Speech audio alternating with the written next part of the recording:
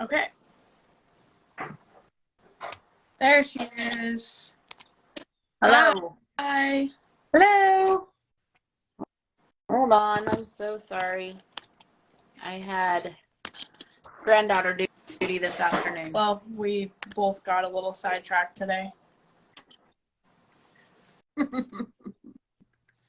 But my body language was was good all day long. Very good body language. Oh my gosh.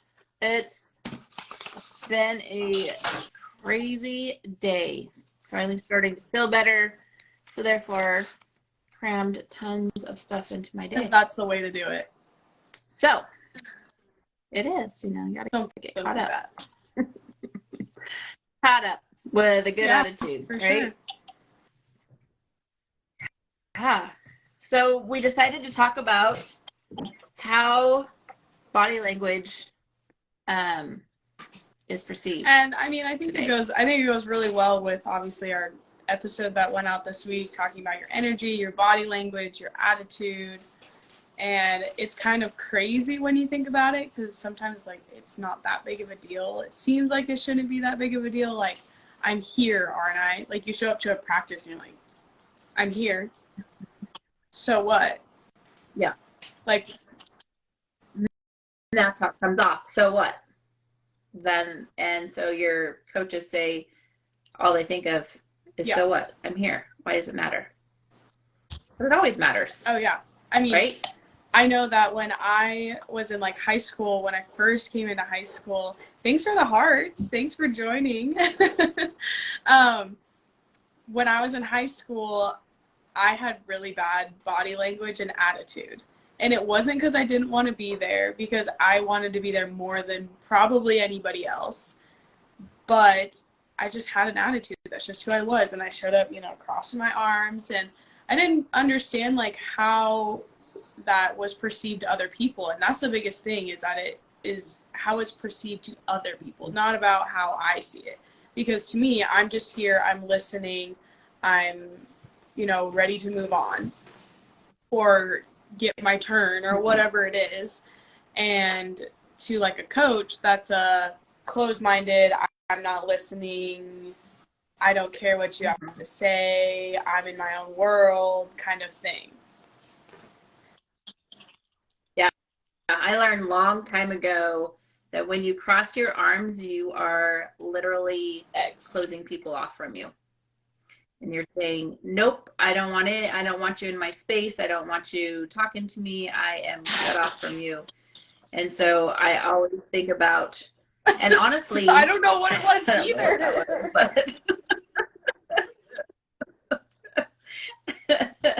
But honestly, when you have your arms crossed, I mean, you're in that rested stage, right? So your face is rested. You're in that, you're either concentrating or you're mad or whatever, but it just comes off as you're closed. You're closed to everything around you. And so I've always thought, okay, when I cross my arms, how are people seeing me? So I need to uncross my arms because I want people. I actually think about that a lot. So mine, like when I'm coaching or watching a drill or something like that, my natural position is one of my legs is kind of popped out. I'm kind of leaning to the side and my arms are crossed. I'm just watching, paying attention, just looking, evaluating, analyzing, seeing what's going on. And I have to be like, okay, no. I have to like tell myself to put, but it's for me, and I know that this is how it is for a lot of people. It's just like being cautious of it. Like, I put my arms like this because this is more comfortable. this is more comfortable. Well, maybe then it's just time. Let's just smile. Let's just smile while we do that, so that people know that, or interact in a way that people are like, okay, she's not closing me out. She's just that's just her natural stance. But because a lot of people have that resting face that's not very nice, and you have it, and sometimes I have it too, and some people just naturally have that look of disgust when they're not, when they're just hanging out. So we have to be really cautious of that for sure. I mean, we talked about energy a lot this week. and understanding everything in this world, in the universe, is made out of energy. So the light of my ring lights has energy, and it is putting energy towards me. My dog is giving energy. My boyfriend is giving energy. And all of our energies are intertwined in our space together. And energy can be body language, it can be attitude, it can be anything. Like you could show up and maybe look like you're in a good mood, or like, you know, you're trying to be positive, but you can radiate a negative energy, because even though you're trying to be positive, or you're trying to block out whatever that negative is, you can still radiate that energy. Yeah, absolutely. Well, I told you like last week when we had a funeral or a service after the funeral that we went to. And for whatever reason, I was in a very good mood, and I, you know, just was excited about a lot of things, and I was going to get to see a lot of people I hadn't seen for a long time. So I walked in with just feeling good.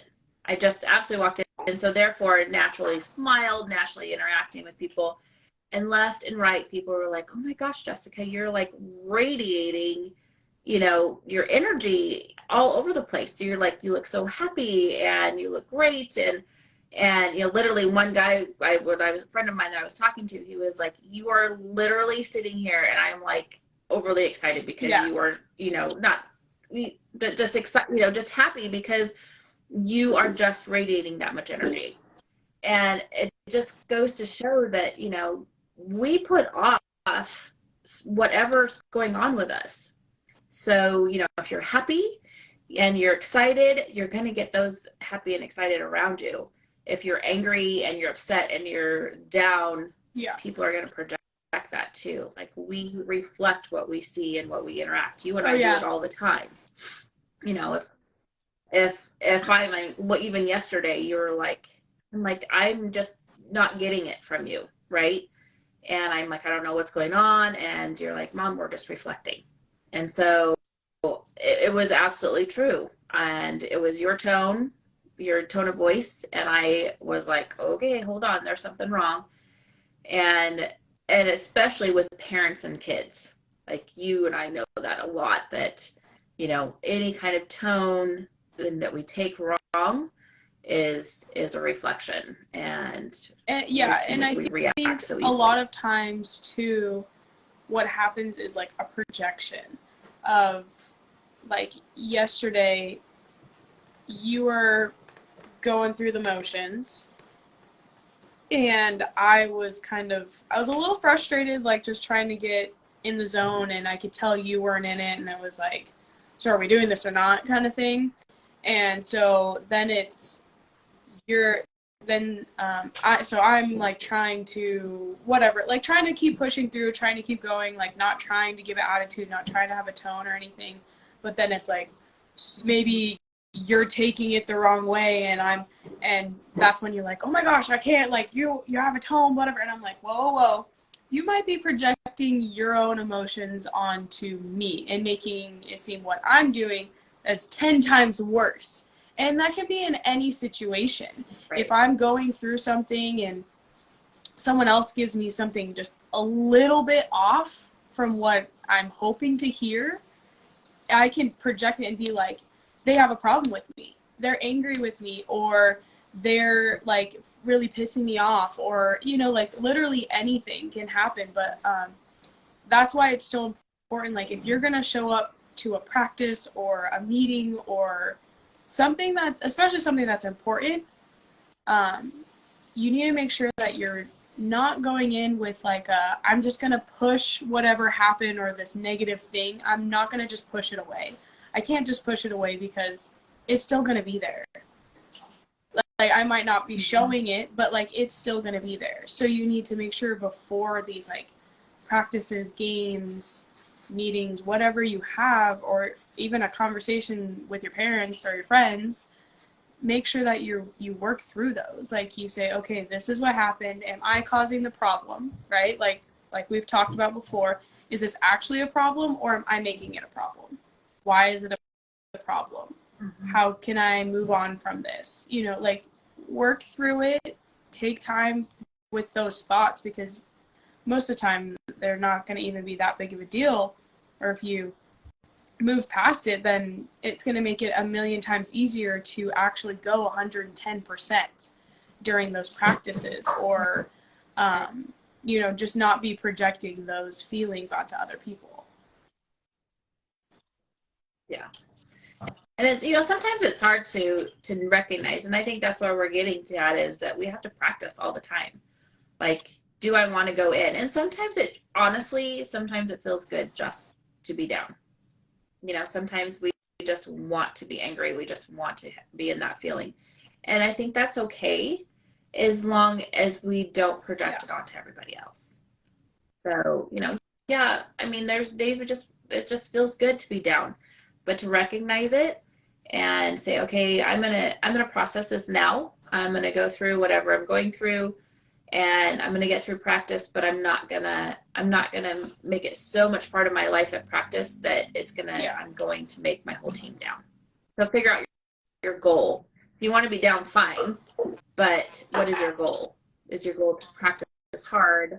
And maybe you'll get through and practice whatever you're going through, because you're working hard and you're around people that are lifting your spirits. And sometimes that's all we need. But make that choice before you step in that door and onto that court and around your people. That how do you want to come off? Do you want to come off as someone that's angry and that you want to bring the whole team down, or everyone you're around down? Or are you looking for help? Sometimes we're just looking for help. And I think sorry, go ahead. No, you're fine. Sometimes, so for someone who's been like working through all of this for a really long time, like you and I both, I think it's kind of funny to think about those bad days when, like, I want to have a bad day. Something happened and I'm like, you know what, I'm just gonna have this day. I'm gonna let myself have a bad day. For me, I feel like my bad days are kind of planned. So it's like, which, I mean, it sounds kind of weird, but maybe it's a Saturday, okay? Saturdays I'm coaching 90% of the time. Maybe it's a Saturday and I have games, but I'm not in the best mood because something happened. And so that Saturday, I'm like, oh, I wish I could just have a bad day. But then it's like, if I have a bad day, it's going to project on my team, onto the other coaches. I'm not going to be able to, like, perform the way that I want to perform. And it's like, okay, well, Sunday, I don't have anything going on Sunday. I'm not going to be around anybody. Okay, tomorrow I'm going to have my bad day. I'm just gonna let myself feel my feelings, have my emotions, and I think that's totally okay. But I think it's a progress though. Like I haven't always been able to say I'm not, like, I am gonna have this bad day today. You know what I mean? Like, I haven't been able to say I'm gonna move on from this so I can have a good day today and tomorrow have that bad day. Yeah. And it's, like you said, it is a learned process. And I don't think that I have nearly as many bad days as I used to have. It used to come and I didn't know how to control it, or I didn't know, what it was for. And sometimes you just need to cry. Sometimes you just need to be mad. Sometimes, because you process so many feelings all the time. You have so many things in your life going on and so many different situations. And sometimes we think, okay, I can just push that down. I can just push that down. I can just push that down. I don't need to deal with that right now. And then all of a sudden, all those things you've pushed down have come to the surface. And you need to deal with them. And you need to understand them. And you need to understand what's happening. And it's okay. I mean, our life is 50-50. If we didn't have the bad, we couldn't have the good. They drive one another, and our lives would be boring. Be really boring all the time, right? So we gotta shake it up a little reason. Bit. Emotions are obviously here for a reason. They wouldn't have been created if they didn't mean something. And so I think it's important to embrace every emotion that you feel: frustration, anger, sadness, content, feeling normal, like feeling calm, like nothing. Sometimes there's no emotion. Some days I literally have no emotion, where it's like I'm not really happy, not sad, not really angry. I'm just another day, you know? And I think that's okay. And I think it's okay to embrace your emotions. I think it's great to embrace your emotions. I think it's just how we go about it. Like, am I gonna cry over this? Yes, okay, that's amazing. Go cry it out. But if I'm gonna cry it out, am I gonna let that continue to take over my whole day, or am I gonna let this affect the people around me? Yeah, exactly. Because it will if you just let it keep going. I mean, I'm not sure, but I've broke out like 3 times in the last 3 days just for no reason, just start crying, and it's not for the reason you think. So, so, but there's just so much going on, and I take on everyone else's emotions around me, and so and I don't think that I do until all of a sudden they boil up. And I go, gosh, I don't even know why I'm crying. I don't even know why I'm upset, because my life is pretty blessed. I'm pretty, Yeah. there's nothing matter. But I am one that soaks up everyone else's what's going on. And so sometimes, and a lot of people are like that, and we just don't know. But I think it's very, very important to not say, oh, I don't want to cry. Why am I crying?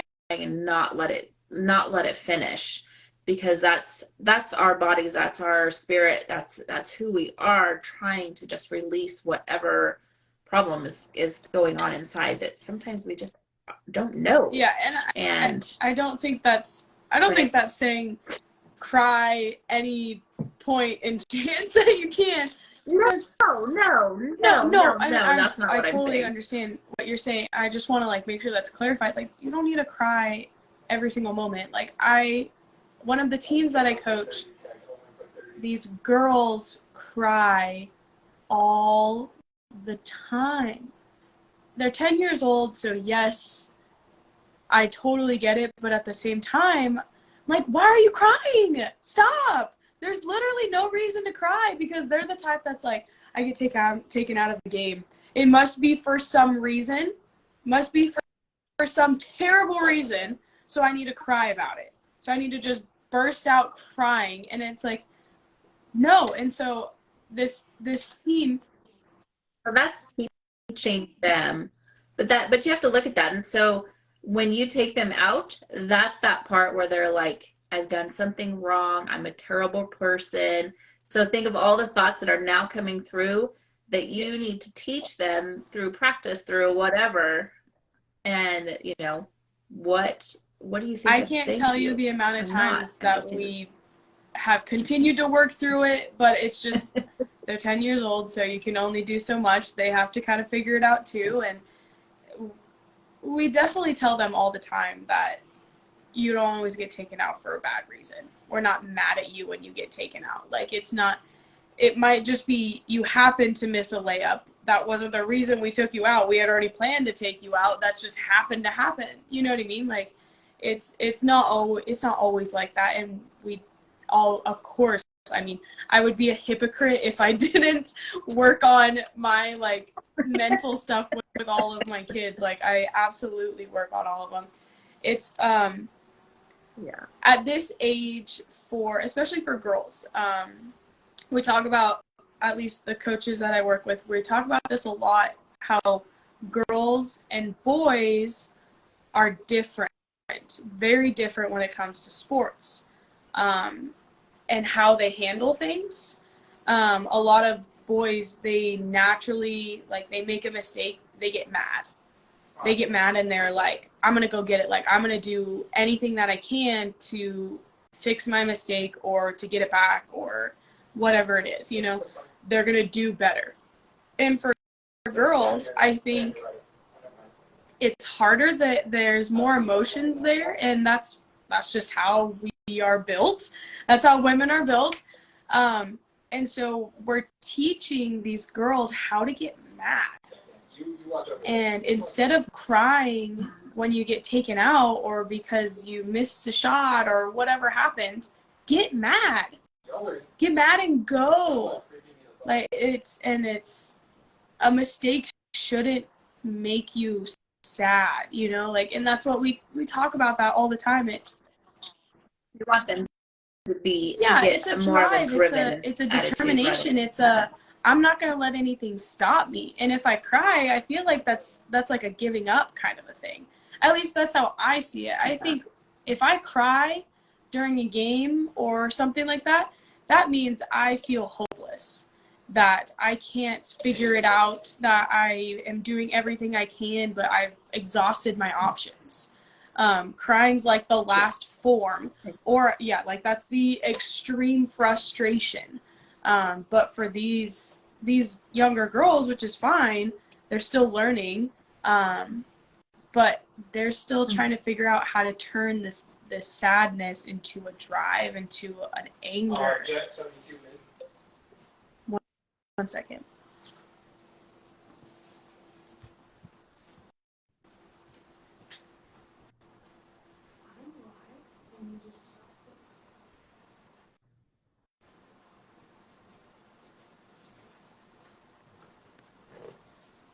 Oh, sorry.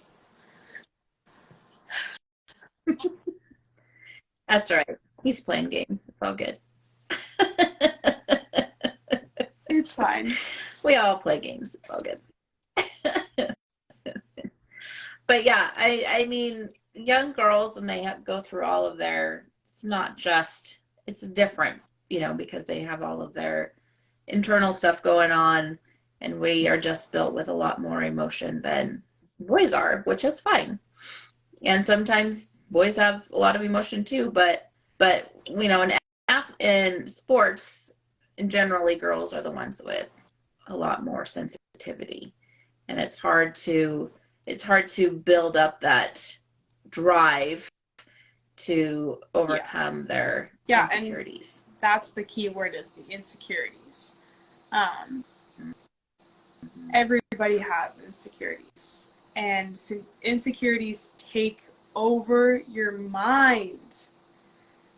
Like, okay, let's say today I was offered a head coaching position, and so I was working on that, and I was talking with one of the recruiters, and I was really nervous, and I kept thinking in my head, like, what if I'm not good enough to be a head coach?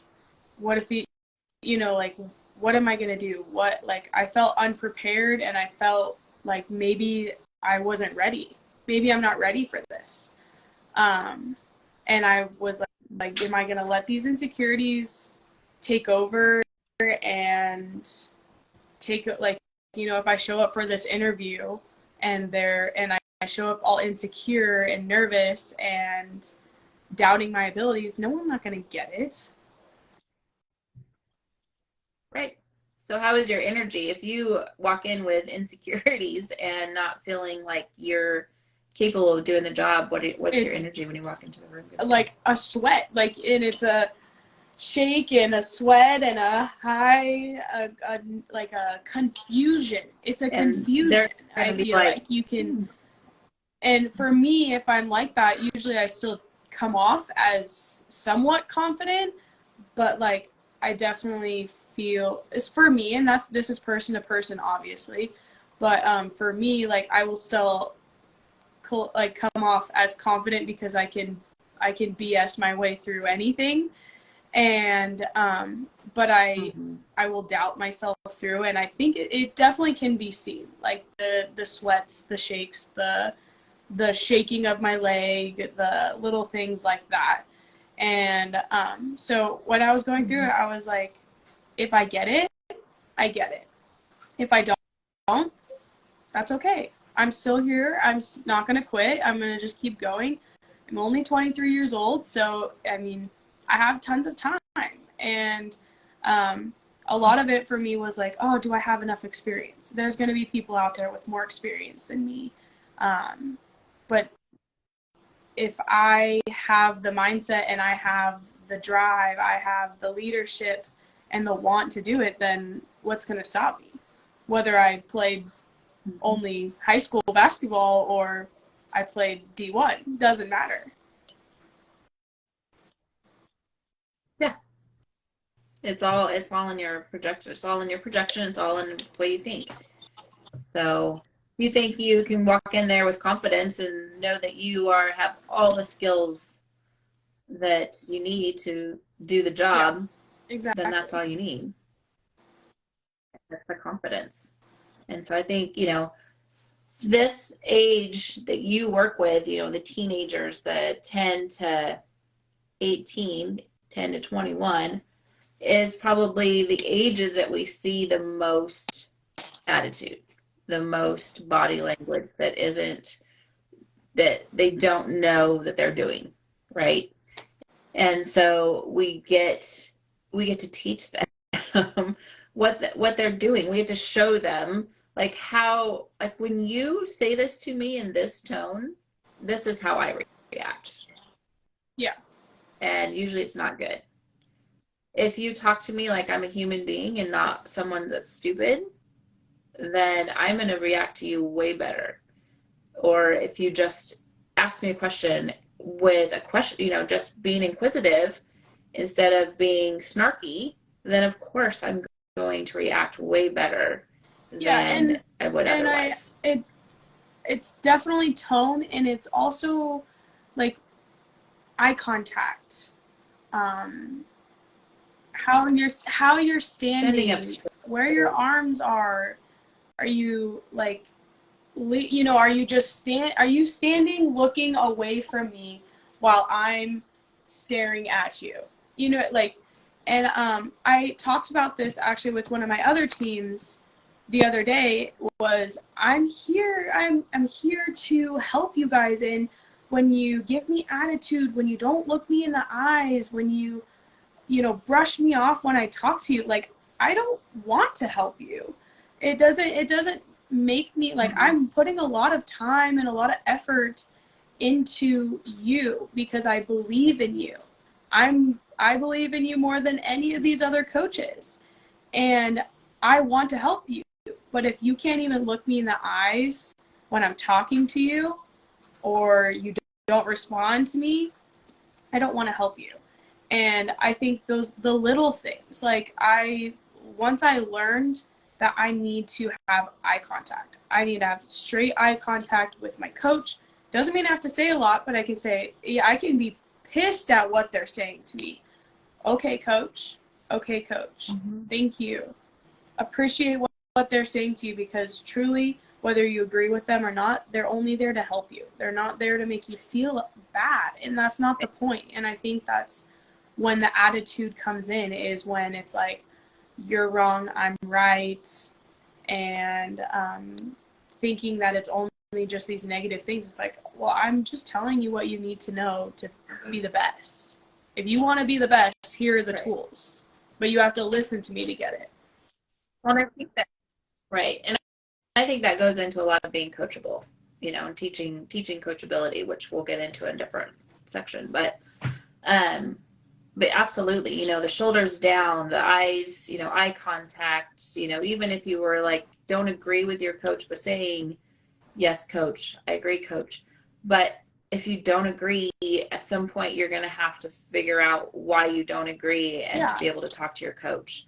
And we've talked about that a lot, you know, before, is just, you know, communication is huge. And once you learn to communicate with, you know, your coaches, with your parents, life becomes a lot easier.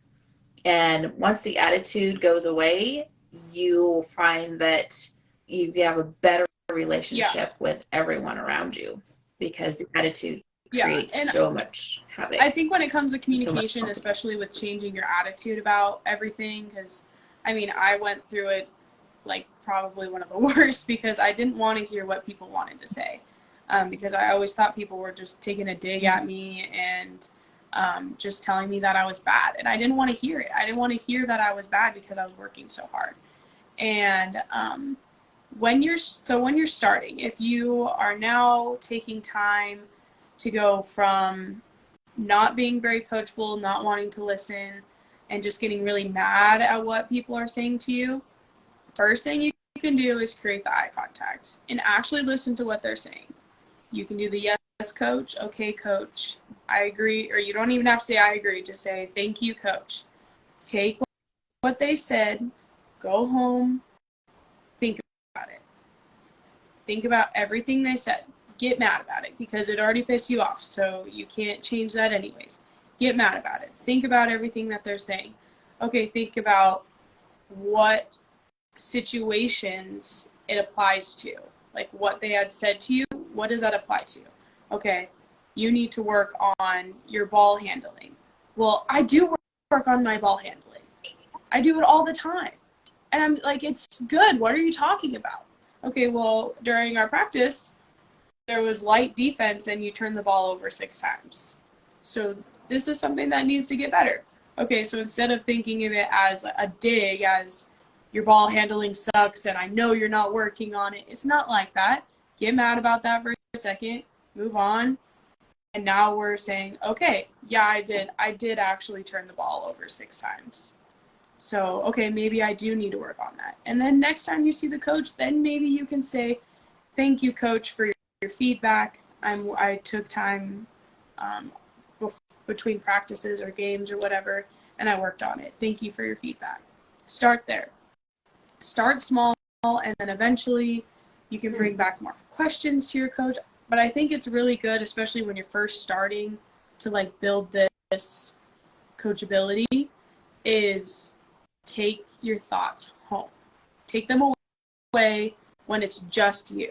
Give yourself some one-on-one time and just hash it out, write it down, think about it, talk about it, whatever you need to do. Don't just you. Go through it, and then you can ask your questions. You can figure out what you need to change. Yep. That's really good advice. I think that's perfect because you have to start at the beginning always. And everything that's said isn't a dig. And that's one thing that we all have to get over. Don't take it so much as a negative towards you, but just it's a learning that, they see something that you need to work on. So figure out why you need to work on it. And ask those questions so my challenge for everyone watching, next time you go to a practice, or you don't even have to go to a practice. You are in an environment full of people, okay?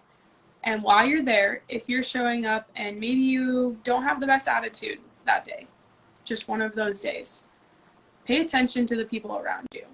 Pay attention to what happens when you walk in the room and what happens to all these people around you, your teammates, your coaches, your family, your friends. Pay attention to it. Come back to us and let us know what happens.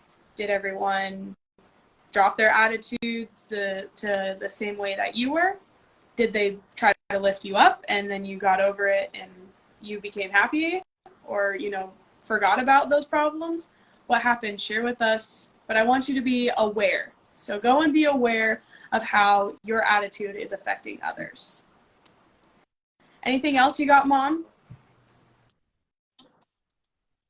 I don't think so. I think we've covered it pretty good. Besides, we could give examples, we could, do all that, but I think we all pretty much can understand what body language and tone mean. And sometimes we don't even hear that we're having a tone.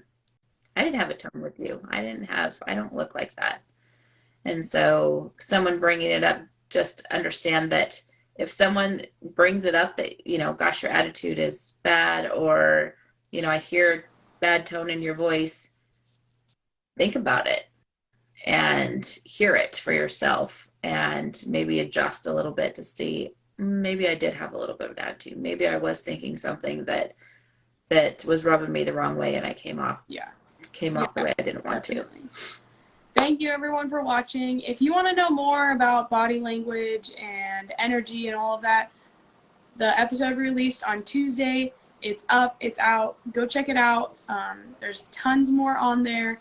Our website, you can go on there and get our workbooks, and all of our podcasts are also linked on there. Any other information that you guys might need is on there. So go check it out. Let us know any experiences that you might be having or any topics or questions that you might have for us as well. So thank you for joining, and we'll see you all next week. All right. See you next week. Bye.